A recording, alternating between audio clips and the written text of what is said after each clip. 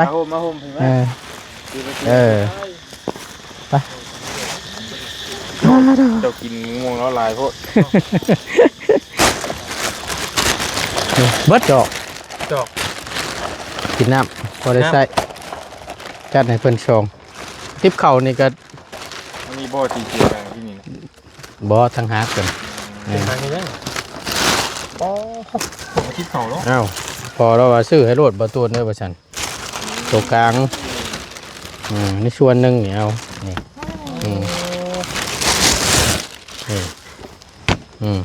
พายไปรถนี่แหละล่ะงามๆเลยจัดให้เจ้านั่นนะ4 หน่วยโดยโอ้ชื่อเกือบบ่นี่ชื่อเกือบมาให้เพิ่นอีกได้โว้กินไปเอาให้เจ้าเลือกเบิ่งละมาลูกมาพี่เจ้านะโดยเลือกเบิ่งนั่นมีครูนี่น้ำแน่เบอร์38รอจ้อมื้อนั้นลองเบิ่งโดยละแล้วก็ใช้อันผู้ชายผู้น้องเจ้าอันผู้หนึ่งนะว้าวโอ้อันนี้ก็ได้ข้างมันปีข่อยไปไทยวันนี้ข่อยก็โย่เมียข่อยดีบ่ล่ะฮะใส่ได้บ่ได้ขอบใจได้หลายได้บ่นางทางน่ะอยากโอ้ตีนเรายังเจ็บอยู่มันเจ็บกะว่าได้บ่พอดีเนาะเบิ่งในก็ชื่อว่านั่นน่ะแน่บ่ลิอันนั้นเด้ออันผู้อันน้อยอันบ่เป็นนั่นโอ้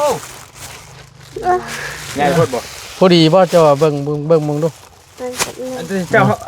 นี่คือหยังน่ะดีใจขอบคุณเพิ่นแน่เอาว่านกมือพันนี่นั่นล่ะว่าวโดดก็แนวมันสิ่งดีๆว่าคือจะว่าน้ำอ้ายนะแม่นว่าวพันนี่นั่นล่ะลงมือน้ำกันลูกละต้องขอบใจทั้งพ่อแม่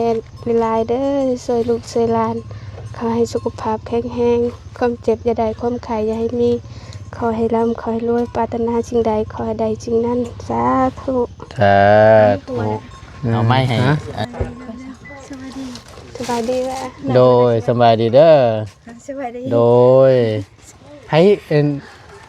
เบื่อเจ้าบ่ฮะเบื่อกกบ่นี่น่ะโดยมันแหละ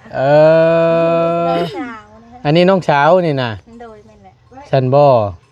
เอาเลยหากระโพได้บาทนี่พี่น้องเลยครั้งแรกได้ทางประตูได้เห็นก็ได้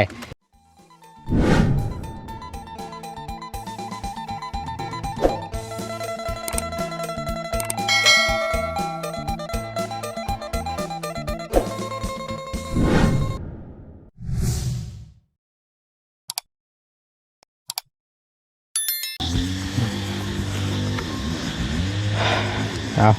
จะแม่นฮ้อนแม่นเอ้าพี่น้องเอ้ยบาทนี่แดดแท้ๆแต่ว่าเมื่อเช้านี่อยู่บ้านเฮาผัดฝนตกแห้งก็ดีมาพี่ผัดจังว่าแตกต่างกันได้เนาะบ่ดีเนาะแดดบ่จะแตกอยู่ฮ้อนได้ดีแต่ว่ายันบ่รอดอยู่ยามค่ำนี่ก็ได้โดยเป็นห้องดีแท้ๆเอาตังมาเอาพี่น้องไงเนาะก่อนอื่นกราบสบายดีและสวัสดีเด้อพี่น้องสบายดีเบิดสุขุสุคนเนาะพบเจอกันกับประตูในคลิปนี้มาหาทั้งน้องพรเพิ่นก่อนเนาะเมื่อวานนี่ก็ทั้งทีมงานเฮาก็บ่ได้มา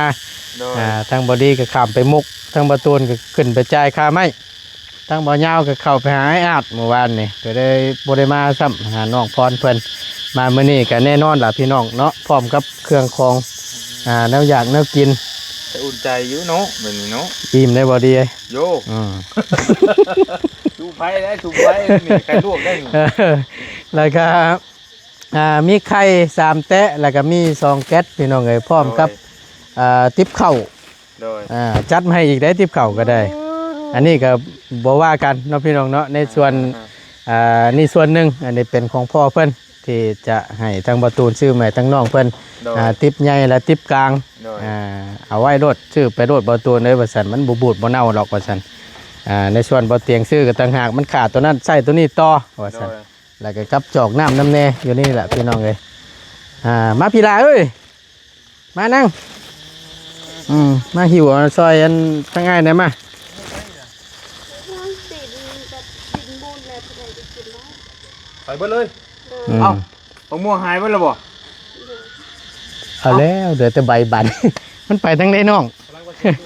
สบายดีล่ะสบายดีสบายดีพี่น้องเนี่ยเด้อเอาถือไปพุ่นละล่ะมันฮ้อนไป มาโฮมเห็นไหม เออไป เจ้ากินม่วงแล้วลายโพด เบิดบ่เห็นไปทั้งใดแหละน่ะ เบิดทุกหมากเลย เอา บ่แม่นม่วงน้องพรบ่ซะ แม่แบบหนมมองมูน ม่วงมูนเพิ่นมาสั่นไปเบิดแล้วบัดนี้ แบบได้เห็นมงมุ่นไปได้น่ะ แต่แบบมองเขาแม่แล้วผู้ใดจะกินได้ โอ้ชัวร์เลยคือต้นม่วงนี่ต้นม่วงรวม ประมาณนั้นจังว่านี่แหละบ่ยาวเว้ย เหมือนรวมไม่ได้เหมือนรวมเนี่ยของเราผู้เดียวแล้วเอาไปเบิดเลยเลย แม่นบ่ไผเอาไปเจ้าบ่ ก็มาเอาเมื่อคืนนี้กินในสอง อืม เฮากินไปนี่เลยดิ เอาอันนี้ ยาเพิ่นบอกว่าเฮ็ดยังม่วงเพิ่นอัน เอาละ โตแท้ว่ารวมเนาะ เป็นรวมแล้ว เนาะเอากับพอดีมีน้ำแหน่มื้อนี้เด้อเอามาแล้วก็อันนี้หมูหลาย3 โลพี่น้องนี่ โอ้ สิบ่ได้นั่งหั่นอันรองอันนี้บ่เฮ้ย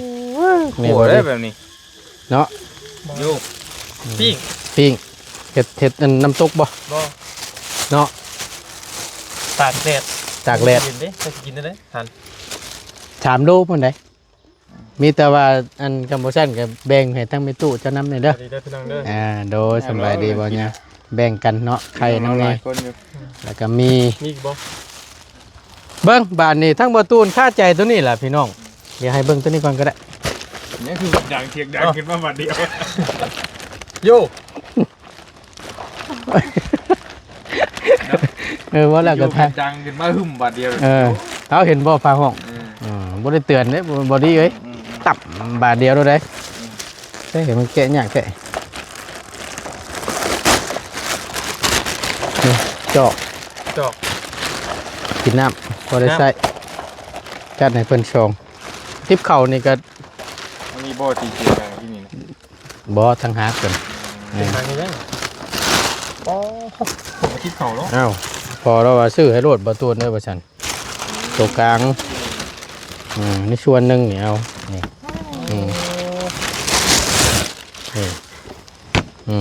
ไปไปโลด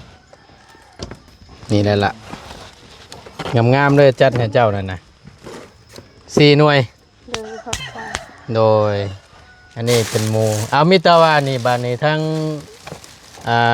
ไอ้ย่านมันใส่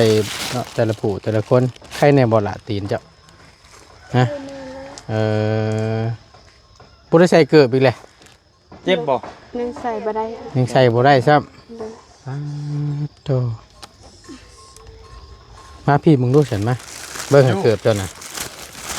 โอ้สิเกือบบ่นี่ ชื่อเกิดมาให้เพิ่นอีกได้ โอ้ จิ้มเลยเอาให้เจ้าเลือกเบิ่งละมาลูกมาพี่เจ้านะโดยเลือกเบิ่งแล้วมีครูนี่น้ำแน่เบอร์38รอจ้อมื้อนั้น ได้บ่ คุณผู้ลองเบิ่งโดยละ บันซื้อ แล้วก็ใช้อันผู้ชายผู้น้องเจ้าอันผู้หนึงนั่นน่ะ ว้าวโอ้อันนี้ก็ได้ ข้างมันปีข่อยไปไทยวันนี้ข่อยก็โยเมีย ผู้ดีบ่ล่ะ ใช่ ฮะ ใส่ได้ ได้บ่ เดินขอบใจได้หลาย เออ โอ้ ได้บ่นางทางน่ะอยากโอ้ตีนเรายังเจ็บอยู่ มันเจ็บมันเจ็บ กะว่าได้บ่ผู้ดีเนาะ พอดีงามเลย เบิ่งนี่ก็ชื่อว่านั่นน่ะนี่ ประตูนี่ แม่บ่ลิบดสองข้าง เปรติเกือบก็ได้ อันนี้เป็นของน้องเจ้าผู้ชายอันอุ้มน้องนะผู้ว่าสิพอดีบ่ ลบไปให้ ไปแหละ มาแรงให้แล้วพอดีแล้ว กะว่าพอดีบ่เติบตามที่เจ้าเบิ่งเบิ่งมึงดูอันนี้เป็นเบอร์6นี่นะสีน้อยหรือสีใหญ่ ได้เลยใส่เบอร์สาม ฮะ แล้วใส่เบอร์สาม บ่ เดินก็ได้นะ จังให้เพิ่นลองมึงเด้เนาะ ได้แล้ว ได้แล้วเนาะหากชื่อเกิบนี่ใหญ่แล้วเผื่อไว้ เนาะบ่ดี โดยแม่เกือบนี่แล้วก็หัน ก็ดีนี่แล้วครับ โดยสบายดีแต่กับอีล่าอันนั้นเด้ออันผู้อันน้อยอันบ่เป็นนั่น โอ้ง่ายโคตรบ่ พอดีบ่เจ้าว่าเบิ่งมึงดู อันที่เจ้านี่คือหยังน่ะ ดีใจ เราโยไอ้บ่เข้าใจความหมาย มันงามเนาะล่ะเนาะยังใช้อันเก่าอยู่ โอ้ยสิแพงไว้เด้อตอนนี้เบิ่งคักเลย โอ้ยเนาะก็ใช้ไปงานบุญงานศีลบ่ อันนี้แหละของน้องเจ้าเบิ่งก็สิว่านั่นทั้งบ่ตูนชื่อย่ามันบ่ถือคือจังซี่ได้พี่น้องเพราะว่ามันโมเมนต์เจ้าโตไปชบเอาเองหั่นน่ะ เข้าผัด เปะอยู่แต่ค่ามากก็โอเคอยู่ คือสิใกล้เคียงเนาะ แม่นถือว่า แต่ก็อันอีกผู้หนึงได้เสร็จละอันผู้ชายผู้หนึงอันแล้วก็กับอันน้องอีกผู้หนึงอันทั้งข่อยยังบ่เห็นจำบ่ยังเลยจะเป็นแบบใดฮะนะก็สิว่า เพิ่น นะ ใช้เบอร์หยังแค่นั้นแหละได้เกิด ร้อยละไว้ให้น้อง โย เอ้าจะบาดรู้จักน่ะ โอ้ย คำหมากบ่ เมาโลแล้วนี่ของไผนี่ ของแม่ นะของแม่โอ้ยเนาะเกี่ยวกับหมากบ่เจ้ากะ โย โอ้ยโตยังเกี่ยวอยู่ ยังบ่นิยม เอาต่ออีกแหละบอกว่าโตพักผ่อนแขวว่าเมื่อกี้นี่ บ่ แบบบ่ได้ขาดหยังเลยนี่เนาะ โย ปะไว้หนึงเดี๋ยวก็ฮีดเลย พักแล้ว อย่ามันชิบง เอายังโหยคือเก่าอยู่ ใช้บ่ใช่บ่น่ะฮะ เขาทาอยู่ลากระสีชมพูเสือกระสีชมพูเนาะ เนาะ พักแล้ว โอ้ มักอยู่เว้อบ่ได้เกลือสีนี่ก็ได้ เลย ฮะคำบ่มักสิไปเปลี่ยนให้ใหม่ก็ได้เดี๋ยวนี้ซื้อมาแต่ซินูพุ่นละกะเกียมไว้มื้อเช้านี่ เจาะเลยกับบ้านเลยเจาะเลยนะ ตีนแล้ว ช้า เนาะ มันบางโพดตัวน่ะใช่ตัวนี้ซะ เจาะเลยอ่ะ บ่ได้ออกหน้าบ่ทางผู้แม่ออกอยู่มีผู้กระตุ้นอีกบาด ชุบลาบู ลาบูบู เห็นบ่ รับแม่นบ่เฮ้ย เห็นลาบูบูบ่ เม่นละ อ้าโธ่ ส่งกันทั้งแนวดิ คักกะลีนี่ สู่ชีวิตบ่ เนาะ หมดกัดบ่เลย คือนี่เนาะ เล่นมึงดูฮะ ละ ใส่คืนเอาไว้ตอนนั้นก็ได้ จ้า บ่คือยายเฮ็ดยายเล่าเล่นแบบก็ได้บ่คือ บ่ได้บ่ผ่านจ้ะนะบ่ผ่านจังไดก็บ่ผ่านบ่ผ่านอันนี้ก็มีแต่ว่าเอาไปนี่แหละเอาไว้สำหรับทางแม่ตู้เพิ่นบ่มีก็ มีแบบว่า ฮะ อันเปิดกล้องเสื้อลงเสื้อไฟกันบ่ บ่มีแล้วในช่วงนี้เนาะเอาดีเสื้อผ้าเจ้านะ บ่เด้ เอา มันติดเข้ามา ยังบ่มี ที่เข้าไอเดียก็ปิ๊งโดดจัง คิด เสียดายบ่ได้ซื้อมายืมบ่ทันแล้วเนาะ บ่ทันบ่เป็นหยังข่อยสิซื้อเอาก็ได้ซื้อแล้วเมื่อใช้เฮือนข่อยพุ่นแบ่งให้แม่ตู้เจ้าใช้ก็ได้คำเราบ่มีใช้ก็ได้ขนาดกลาง หอมแท้ หอมบ่มันเป็นผิวไหม้เด้คักอยู่ พักแล้ว โย ยัดนี่ก็ติบใหญ่นี่ก็ได้หลายเติบอยู่ดอก จะน่า แม่นจังซี่แหละตัวนี้นี่สิอยู่รับ2คน3คนนี่แหละเนาะบ่ดี เด้อ ตัวนี้นี่ 2 คน3 คน เอาพอดี อ๋อ เอายัดบ่เต็มเด้ยัดเต็มนี่ก็โยบ คือว่านั่นแหละเนาะแพงก็ได้พี่น้องเอ้ย กูได้เกือบนี่ประธาน อันนี้นะ เด้อ ทั้งอัน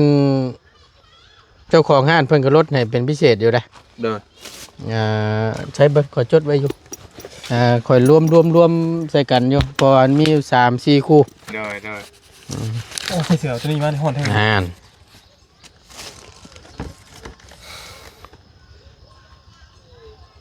โอ้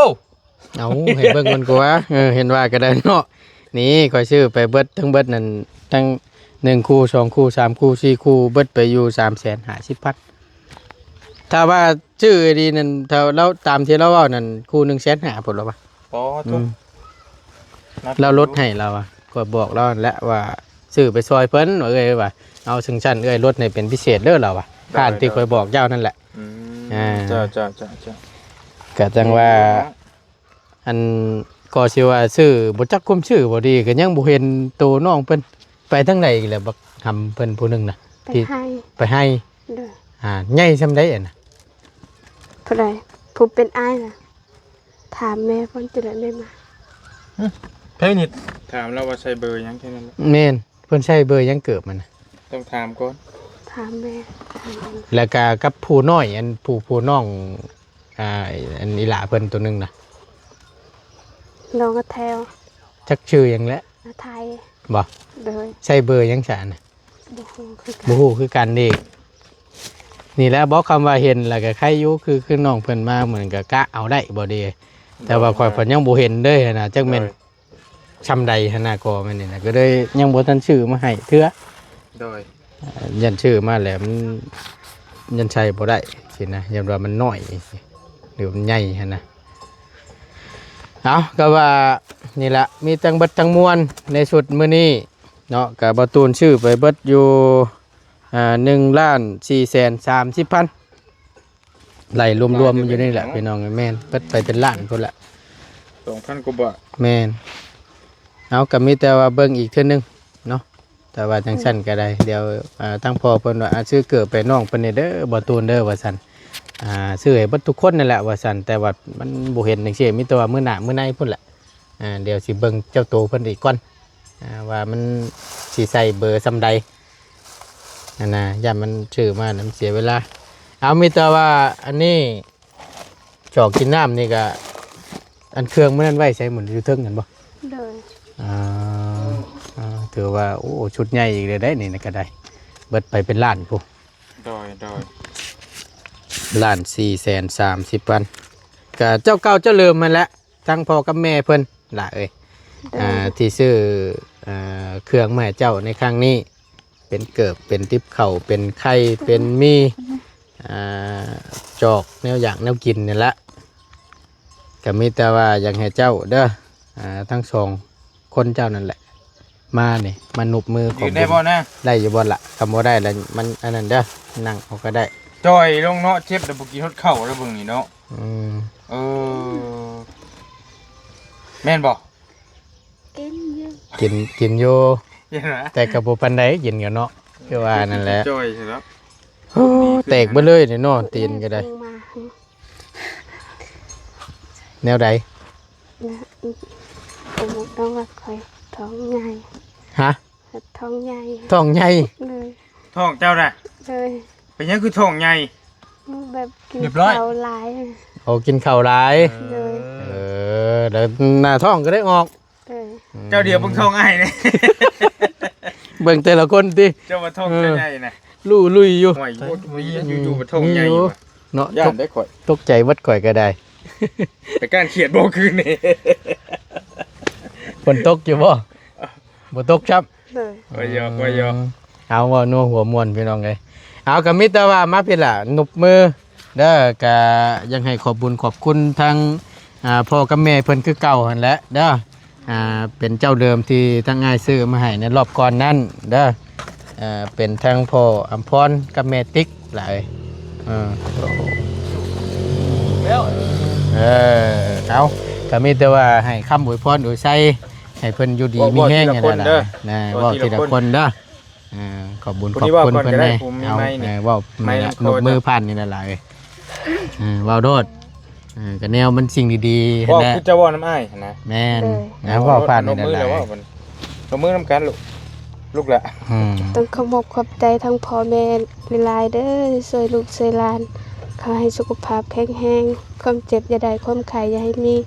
ขอให้ร่ำขอให้รวยปรารถนาสิ่งใดขอให้ได้สิ่งนั้นสาธุ ถ้าถูกเอาไม้ให้ทั้งอีหลา แป๊บนึ เพิ่ ง น แป๊บนึงว่าทำว่าได้แหละบ่ต้องหายเด้อ ต้องหาย ข ด อ อบ ก ใจ เว้าโลดห ห ลา ลาย ยเด้อพ่อแม่ให้อยู่ดีมีแฮงความเจ็บให้ได้ความไข่อย่าให้มีให้แต่สิ่งดีๆเข้ามาสาธุ สาธุเนาะดีใจบ่ โดยดีใจหลาย ครั้งแรกได้นี่เนาะ เลย เอาทางง่ายก็ดีใจน้ำหลายๆเด้อเนาะก็ที่ทางพ่อกับแม่เพิ่นมองเห็นว่าชั้นซาพี่น้องเนาะก็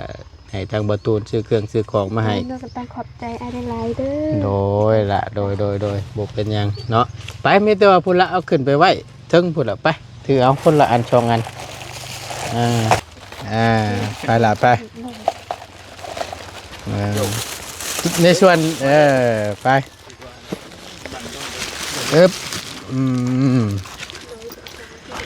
คักเป็นหยังบัดนี้เลยเนาะบ่ใหญ่เนาะบ่ใหญ่แล้วก็บ่น้อยเนาะเกิบเนาะพอดีได้เนาะ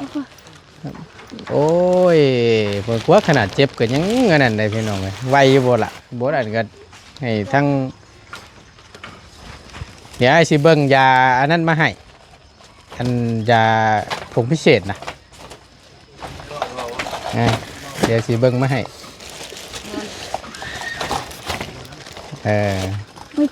จะเกาะกลัว เอาไว้ใส่บาด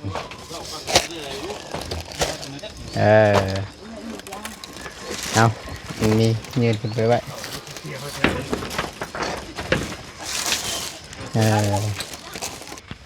โอเคสามูกันสักหน่อยหนึงพี่น้องเลย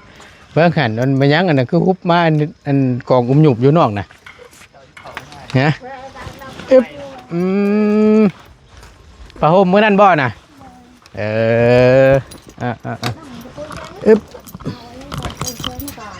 มันยังคือใหญ่กว่าพี่นี่เนาะฮะคือใหญ่กว่าพี่นี่ล่ะมันเปียกบ่ด้วยนะเด้ โดนอยู่หั่น อ๋อนอนอยู่หัน แบบน้องเพิ่นผู้ชายเป็นน้องคือเราเป็นคนใจบ่เต็มปานใด น้องคนหนึงนะ เลย ใจบ่เต็ม เลย เอ้าช่างว่าแท้ สิเป็นมาอย่างนี้ ฟันแหละตัวพี่เนาะ เป็นแบบใดนะฮะใจบ่เต็มบ่ได้เหรอบ่เข้าใจเด้บ่ล่ะ เบะใจบ่เต็มได้แหละเบะ ฮะใจบ่เต็มแบบใดนี่ เด้อ น้องเจ้าน่ะนอนหันบ่ เลย นอนอยู่หัน เลย แปลนบ่เลยบาดนี้พี่น้องเนาะ เอาได้ครัวแล้ว ฮะ สวัสดี สบายดีแหละ โดยสบายดีเด้อ สวัสดี โดยให้เบื่อเจ้าบ่ เลย ฮะ เลยก็ เอ้ยโกกบ่นี่น่ะ โดยมันแหละ สาวอันนี้น้องเช้านี่น่ะ โดยมันแหละ ฉันบ่เอาเลยหากระโพได้บาทนี่พี่น้องเลยครั้งแรกได้ทางประตูได้เห็นก็ได้ เอามานั่งเคียงกันมึงดูฮะมาขออนุญาตถามเนี่ยบาทนี่โอ้ยเนาะมาแต่ไสน่ะเจ้ามาแต่ทางใดน่ะ มันเป็นนบ่อค ฮะ ำบ้านนบ่อค บ้านนาบ่อคำ ำโดย เจ้าไปมีครอบมีครัวอยู่พุ่นบ่ โดย มีลูกจักคนน่ะนะ 3 คน 3 คนใหญ่เบ่แหละ ยังน้อยว่าผู้ชายคนหนึง โอ้ยบังเอิญดีได้มื้อนี้เนาะมาได้จังมื้อแล้ว กล้าก็มื้อนี้นะ มื้อนี้ โดย ปาดโตมาดินบ่มาเยี่ยมแม่นี้ โดยมาเยี่ยมแม่ เอ้ยกกเจ้าเลยนี่เนาะ เลย จักปีแล้วเจ้าขอโทษ เรื่อง 2,000เรามาเกิด เรื่องช่องพันเราคือรักได้เลยจะ5 ปี เจ้าห้าไปเจ้าห้าเอาไว้ทอด30แล้วประจักษ์ กอดแล้ว เพราะ ทอดแล้วเอาหัวแต่อยู่19 ปี เอาบัวแต่อายุ19 ปีพุ่นน่ะว่าอยู่คุ้นๆอยู่ทั้งนี้ก็บ่ได้บอกได้เราหากันยังมา อ๋อหากันย่างมา เลย ตะกี้อยู่พุ่นบ่เพื่อนไปตู้บ่ โดย อ๋ออันนี้นี่คือมาดินมาเยี่ยมยามแม่บ่ โดยนั่นแหละ มื้อใดกลับบัด มื้ออื่นมื้ออื่นสิกลับโอ้ยบังเอิญได้นี่เนาะมาพ่อก็คือบ่ได้นัดหมายอย่างนี้ได้พี่น้องก็คือเรามาดินอยู่ทั้งบ้านทั้งช่องก็ได้พาลงฝนตกอยู่บ่ เพิ่นได้หันรู้ ก็ตกอยู่ ตกอยู่และอันได้เฮ็ดให้เฮ็ดหน้าอยู่บ่อยู่ทั้งบ้านก็ได้ เฮ็ดอยู่ เฮ็ดอยู่